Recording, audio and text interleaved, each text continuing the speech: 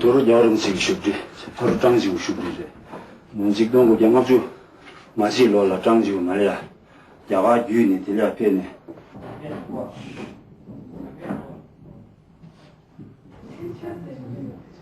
没讲更多的话，就是我现在已经决定，回拉萨了。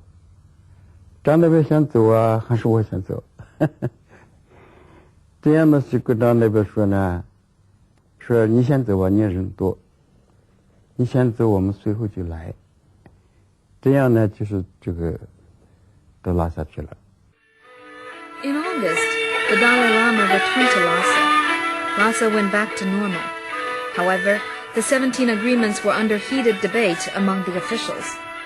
Most of them and the Dalai Lama thought that the 17 agreements guaranteed their status and were hence acceptable.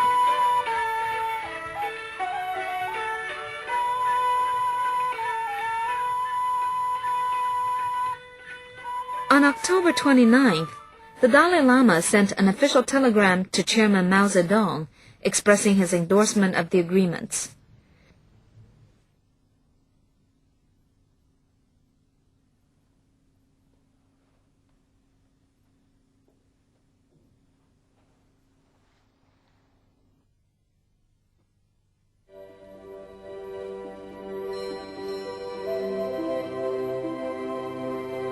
The arrival of the People's Liberation Army broke the clouds that had hung over Tibetan society.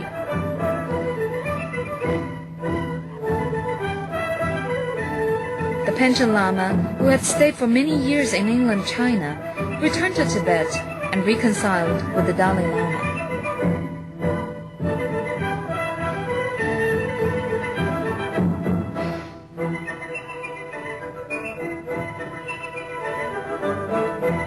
People were happy to see the 5-starred red flag flutter over the skies of this snowy plateau.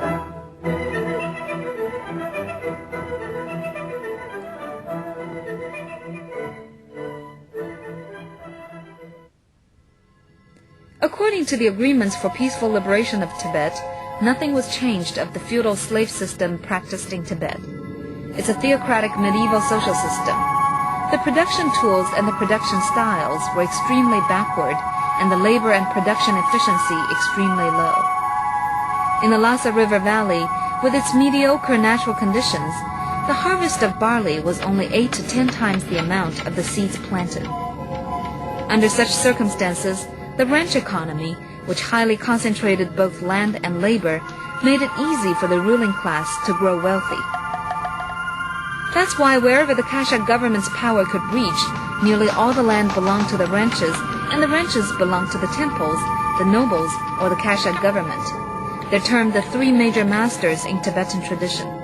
Most of the common people were forced into the ranch system as serfs and performed collective labor.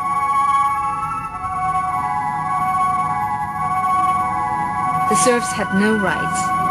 They were not allowed to leave the ranch. Everything had to be granted by the masters, including marriage. If 2 serfs of different masters married, their sons would belong to the father's master and their daughters to the mother's. The serfs also had to pay the masters and all passing officials corvée service and provide everything they demanded. Because of the low productivity, the 3 major masters had to increase taxes to satisfy their extravagant appetites. The serfs had to give away most of what they grew to their masters, leaving little for themselves and their families. In the theocratic era, the application of law by the Tibetan Kashag government was largely random. Mixed common laws were often used, which included Buddhist canons, ancient laws, and rules written by the 3 major masters. In the various laws as the legal basis of Old Tibet, human beings were divided into 3 classes and 9 castes. In the chapter of Cost of Human Lives, the lives of the highest caste were invaluable, while the price of the lives of women and butchers in the lowest caste was a straw rope. Private torture was common.